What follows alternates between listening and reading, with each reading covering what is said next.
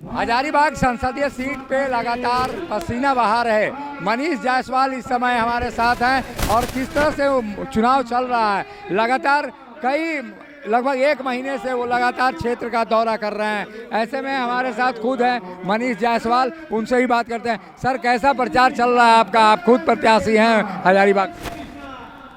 देखिए, हम लोग सब एक दूसरे का प्रचार करते रहते हैं। प्रचार धुआंधार चल रहा है, लेकिन आपके लिए अभी बड़ा विषय ये है कि मंत्री जी के पीए जी के नौकर जी के यहाँ से नोट का बंडल मिल रहा है। किसका है ये तो आपको पूछना चाहिए। झारखंड के लुटेरों को इस बार जनता जवाब देगी और ये बहुत बड़ा मुद्दा बनने वाला है कि जो भ्रष्टाचारी लोग हैं इनको इस बार औकात दिखाने की जरूरत है। क्या ये आपको अंदेशा है ये चुनाव में धन लगाना था इस पैसे को जो रिकवरी हुई है?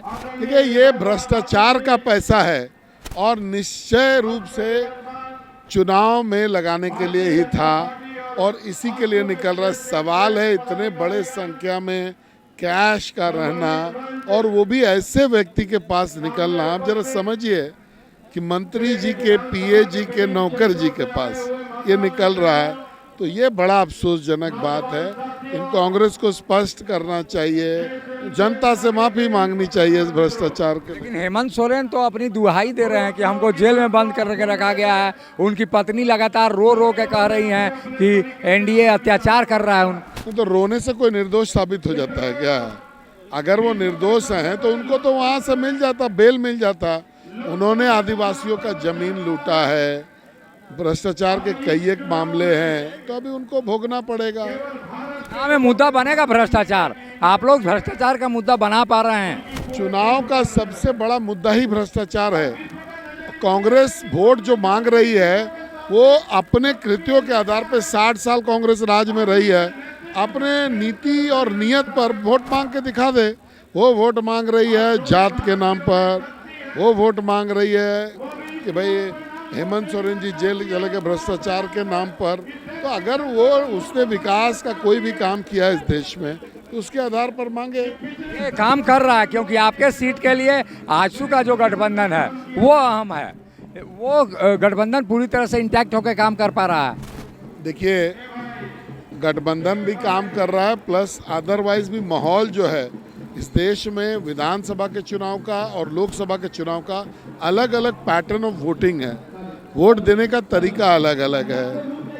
तो उस तरीके में अगर आप देखेंगे तो पिछली बार लोकसभा के चुनाव में 67% मत जो है वो भारतीय जनता पार्टी के पक्ष में था और वही जब विधानसभा का चुनाव आया तो वो अलग अलग हो जाता। तो उसका कैलकुलेशन करना मुश्किल रहता है, लेकिन सभी घटक दल काम कर रहे हैं। मनीष जी, दोनों सदनों में जाने का मौका मिलेगा आपको। विधानसभा में भी आप चुनाव लड़ चुके हैं, अब लोकसभा का चुनाव लड़ रहे हैं। दोनों के पैटर्न में अलग अंतर क्या दिखाई दे रहा है?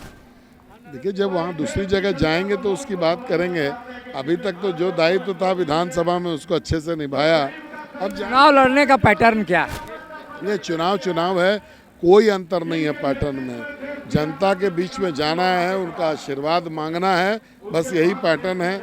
ये थोड़ा एरिया बड़ा हो जाता है, बस इतना ही।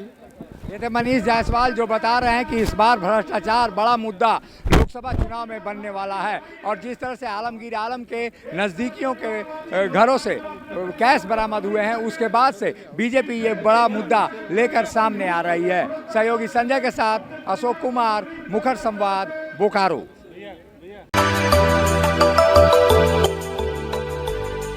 मिनी लंदन मैक्लुस्कीगंज प्रकृति की गोद में बसा ड्रीम डेस्टिनेशन आपका कर रहा है इंतजार।